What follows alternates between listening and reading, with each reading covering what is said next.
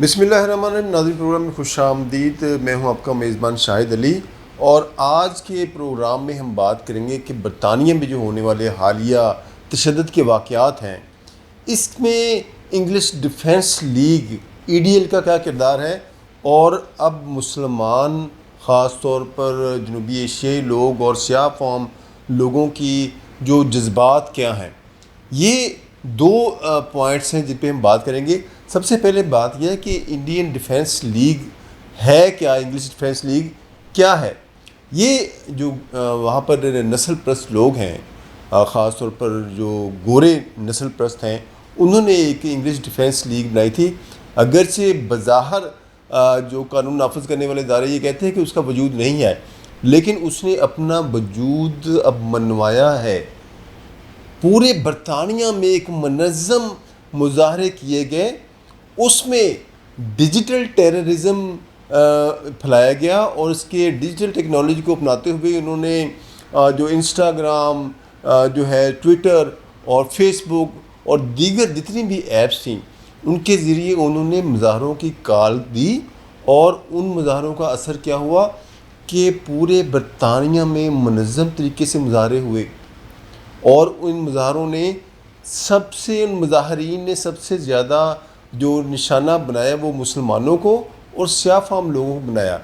اور اس کے ساتھ ساتھ انہوں نے تمام امیگرینٹس کو جو بھی اس میں آیا اس میں ان کو نشانہ بنایا گیا. لیکن سب سے زیادہ نقصان مسلمانوں کا ہوا. مسجدوں کو جلایا گیا، 3 مسلمان بچیوں کو قتل کیا گیا، اور اس کے ساتھ ساتھ درجنوں لوگوں کو زخمی کیا گیا. اور بعد میں الزام بھی کہا گیا کہ جو یہ اٹیکر ہے جس نے بچیوں کو مرڈر کیا ہے، وہ جو ہے وہ مسلمان ہے، اور وہ جو مائیگریشن کر کے آیا ہوا ہے. لیکن تحقیقات کے بعد پتہ چلا کہ وہ لڑکا کرسچین تھا اور برطانیہ میں ہی پیدا ہوا تھا. اب سوال یہ پیدا ہوتا ہے کہ ان حالات میں وہاں پر رہنے والے جو مسلمان ہیں ان پہ کیا بیت رہی ہے. ان کی فیملیز ٹراما میں ہیں کہ ہم نے مائیگریشن کی. دیکھیں، مائیگریشن چل رہی ہے. پہلے انڈیا سے مائیگریشن کر کے لوگ پاکستان آئے، پھر پاکستان کے معاشی حالات، سیاسی حالات سے مجبور ہو کر لوگوں نے جو یہاں پر جو برابر حقوق نہیں ملتے تھے، جو مواقع نہیں ملتے تھے، تو لوگوں نے پھر کہا کہ برطانیہ ایک بہترین جگہ ہے. یہاں سے اپنی جائیدادیں بیچ کر اپنے جس طریقے سے بھی مائیگریشن کر سکتے تھے مائیگریشن کر کے برطانیہ میں پہنچے. اب وہاں پر یہ جو EDL کی جو کارروائیاں ہیں، اس کارروائیوں کی وجہ سے لوگوں نے دوبارہ برطانیہ سے مائیگریشن کرنے کا بڑی سنجیدگی کے ساتھ سوچنا شروع کر دیا ہے. اور معاملات یہاں تک پہنچ گئے ہیں کہ لوگوں کا برطانیہ سے جس طرف کوئی کہتا ہے جہاں موقع ملتا ہے اس ملک کی طرف وہ ہجرت کرنے کا سوچ رہے ہیں. کچھ پاکستان بیک کرنے کے سوچ رہے ہیں، کچھ برطانیہ سے آگے جو دیگر ممالک ہیں ارد گرد کے، وہاں پر جانے کا سوچ رہے ہیں، یورپ کے دیگر ممالک میں جانے کا سوچ رہے ہیں.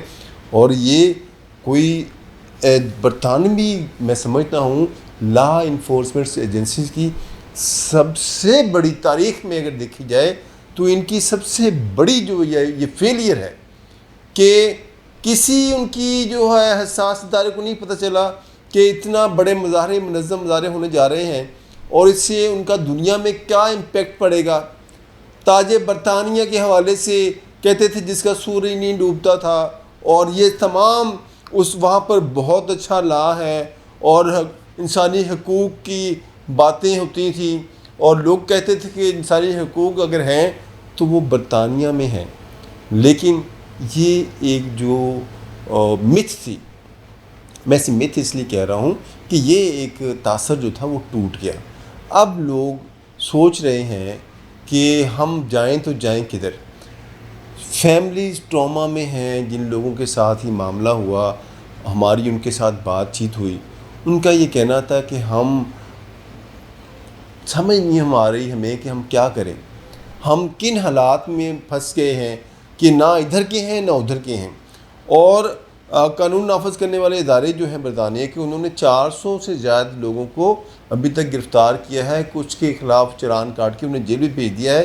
لیکن مسئلہ یہ ہے کہ اگر ایسا کام پاکستان میں ہوا ہوتا تو تمام دنیا کی انسانی حقوق کی تنظیموں نے شور مچا دینا تھا۔ جڑانوالہ میں ایک واقعہ ہوا پاکستان میں، تو پاکستان کے وزیر اعظم تک وہاں موقع پر پہنچے اور انہوں نے جا کر معاملے کو جو ہے سارٹ آؤٹ کیا۔ ان کرسچن لوگوں کو جن کے ساتھ یہ معاملہ ہوا تھا ان کو مالی امداد دی، ان کو کاروبار بھی کرائے، ان کو گھر بھی بنوا کے دیے۔ ہمارے جو پاکستان کے لوگ برطانیہ میں ہیں اب ان کے ساتھ ہوا ہے تو وہاں پر کیا ہو رہا ہے، صرف پولیس چکر پہ چکر لگا رہی ہے۔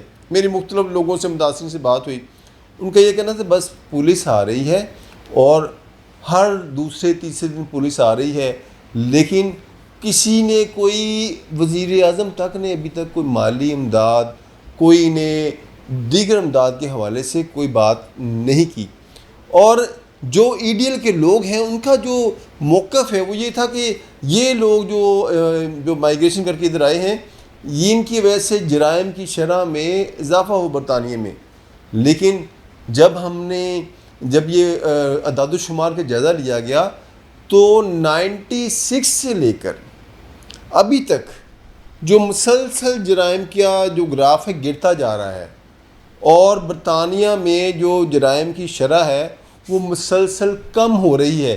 اس کا مطلب ہے کہ جو امیگرینٹ لوگ ہیں ان کی وجہ سے جو ہے برطانیہ میں جرائم نہیں بڑھ رہے۔ جب امیگرینٹ لوگوں کی تعداد کم تھی اس وقت جرائم زیادہ تھے، اب تعداد زیادہ ہو گئی ہے لیکن برطانیہ میں جرائم کا گراف کم ہو گیا ہے۔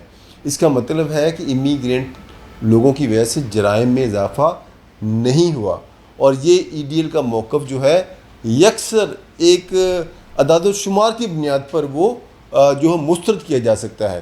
اب سوال یہ جو برطانوی گورنمنٹ کے لیے یہ بہت بڑا چیلنج ہے کہ وہ اس مسئلے کو کس طرح ٹیکل کرتی ہے، اور مسلمانوں کے لیے اور خاص طور پر پاکستان اور انڈیا کے لوگ جو وہاں پر مقیم ہیں ان کے لیے کیا پالیسی اختیار کرتی ہے، اور جو لوگ وہاں پر رہ رہے ہیں جن کے نقصانات ہو گئے ہیں ان کا مستقبل کیا ہوگا۔ ہماری ویڈیو اچھی لگی ہو تو ہمارے چینل کو سبسکرائب کیجئے۔ اگلے پروگرام میں ہم آپ کو اس کا بتائیں گے کہ ابھی تک کیا ہوا اور کیا ہونے جا رہا ہے، اور جو لوگ افیکٹڈ ہیں وہ کس طرف زیادہ تر موو کر رہے ہیں۔ اجازت دیں، اللہ حافظ۔